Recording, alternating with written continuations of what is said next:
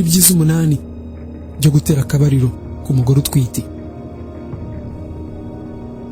Gukora imibonano mpuzabitsina ku mugore utwite ni byiza kuko bigira akamaro kuri we ndetse no kuba atwite. Ibi ni bimwe mu byiza byo gukora imibonano mpuzabitsina ku mugore utwite: kongera abasirikare b'umubiri. Iki gikorwa cy'imibonano mpuzabitsina gifasha umugore utwite kongera abasirikare b'umubiri.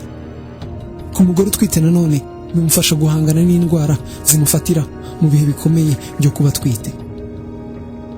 Gutwika ibinure. Gukora imibonano mpuzabitsina ni ingirakamaro kuko bifasha umugore utwite guhorana ubuzima bwiza no kutagira umubyibuho ukabije. Nk'uko bigaragazwa n'abahanga avuga ko mu gihe cy'imibonano mpuzabitsina byibura karori ziri hagati ya 50 na 30 zishya. Kongera uburyo amaraso atembera mu mubiri. Gukora imibonano mpuzabitsina byongera uburyo amaraso atembera neza mu mubiri.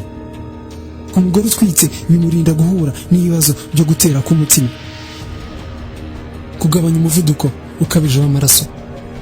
Gukora imibonano mpuzabitsina bivura zimwe mu ndwara zirimo umuvuduko w'amaraso n'ibindi. Ku mugore utwite nawe abyungukiramo.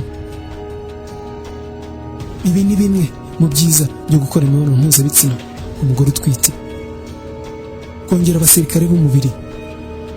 Iki gikorwa cy'imibonano mpuzabitsina gifasha umugore utwite kongera abasirikare b'umubiri.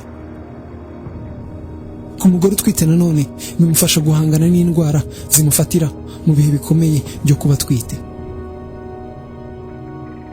Kongera uburyo amaraso atembera mu mubiri. Gukora imibonano mpuzabitsina byongera uburyo amaraso atembera neza mu mubiri. Ku mugore utwite bimurinda guhura n'ibibazo byo gutera k'umutima kandi bikamuha amahirwe yo kubyara neza. Kugabanya ububabare. Nk'uko bigaragazwa n'inzobere z'abaganga, gukora imibonano mpuzabitsina bituma umubiri usohora icyo twita oxytocin. Uyu ni umusemburo w'urukundo ugabanya ububabare ubwo ari bwo bwose ku mugore utwite ku kigero cya 74%. Kongera ibitotsi.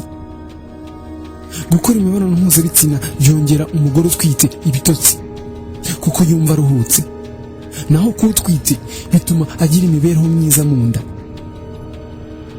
Kongera ibyishimo. Iki gikorwa cyo gukora imibonano mpuzabitsina gifasha umugore utwite guhorana akanyamuneza, agahora yishimye, kongera kwiyumvanamo, gukundana kurushaho hagati y'umugabo n'umugore.